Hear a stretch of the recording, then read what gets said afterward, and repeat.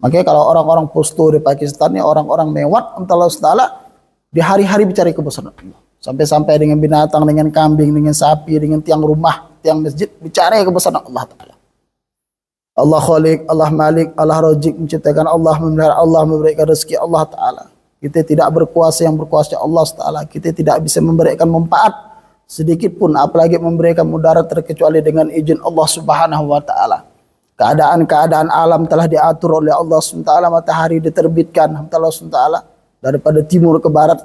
Setiap hari Allah Subhanahu wa Ta'ala. Bulan ditimbulkan Allah Subhanahu wa Ta'ala. Keadaan-keadaan alam semesta itu telah diatur oleh Allah Subhanahu wa Ta'ala.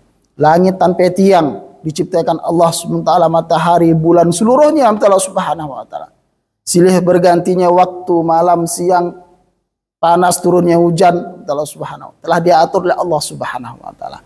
Ada kecampur tangan kita dalam pengaturan Allah Subhanahu wa Ta'ala alam semesta itu. Tidak ada Allah Subhanahu wa Ta'ala, bahkan malaikat pun tidak Allah Subhanahu wa Ta'ala. Allah Ta'ala menciptakan Allah Subhanahu wa Ta'ala tidak perlu minta bantu kepada siapa pun, tidak perlu Allah Ta'ala. Baik kepada malaikat.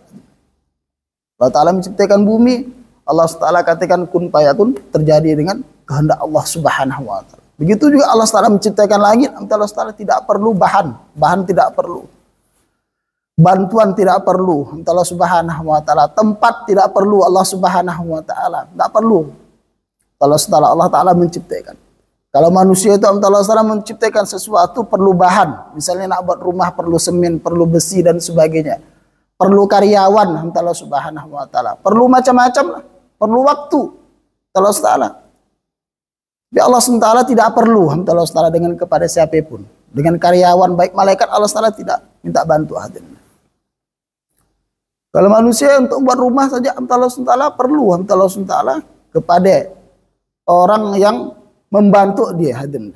Nah, kalau tidak jadi Allah SWT. Nah, Allah SWT hari itu kita tidak sadar Allah Subhanahu wa Ta'ala bahwa Allah Subhanahu wa Ta'ala Allah Ta'ala itu maha kuasa Allah SWT. Kita ibadah kepada Allah SWT lemah sekali. Karena iman kita itu Allah SWT lemah. Allah SWT. Salat subuh berjamaah, Masya Allah. Allah SWT dan datang kita ke masjid. Kadang kesiangan, Allah SWT kita salat rumah. Kalau orang-orang Hanafi, walaupun Allah SWT kesiangan, tetap dia datang ke masjid.